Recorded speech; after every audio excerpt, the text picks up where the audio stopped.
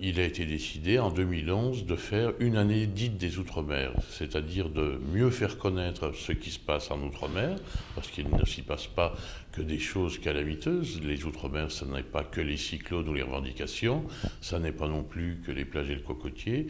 Vous avez sur Kourou en Guyane toute une base technologique d'excellence. Vous avez à La Réunion des paysages qui ont été classés patrimoine mondial de l'humanité.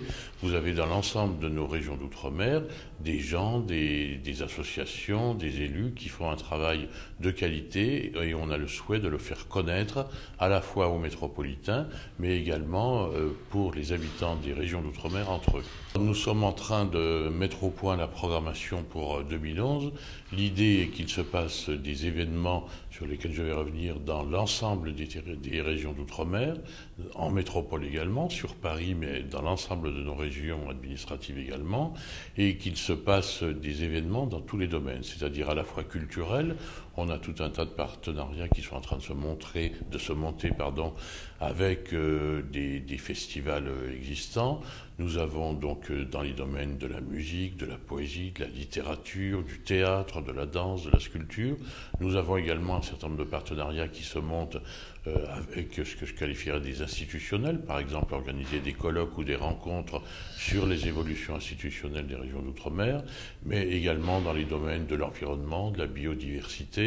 Enfin, il s'agit de faire connaître les apports des outre-mer à la nation française, aussi bien dans le domaine de la mer, de la protection du patrimoine, des espaces naturels, etc. Cette organisation, donc, elle est sous la responsabilité du commissaire à l'année des Outre-mer, qui est M. Daniel Maximin, donc, qui avait déjà travaillé sur les États généraux d'Outre-mer et qui est chargé de fédérer l'ensemble des partenaires qui veulent travailler avec nous.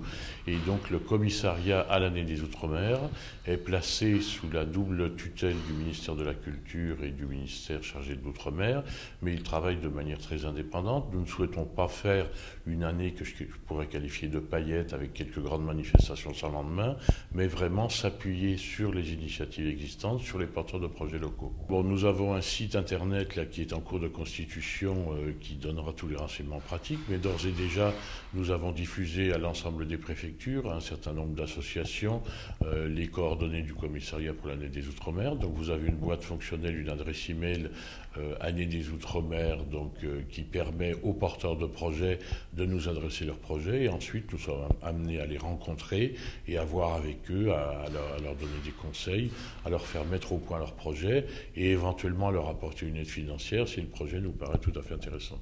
Beaucoup d'associations nous ont fait part de leur souhait de travailler dans le cadre de cette année des Outre-mer, mais c'est uniquement le commissariat pour l'année des Outre-mer auprès du ministère chargé de l'Outre-mer qui a la responsabilité de fédérer tout le monde, de rassembler les énergies, de labelliser les projets ou de les aider financièrement. Aucune autre association ne peut se permettre de revendiquer ce rôle ou de faire des collectes de fonds ou des appels à projets en notre nom.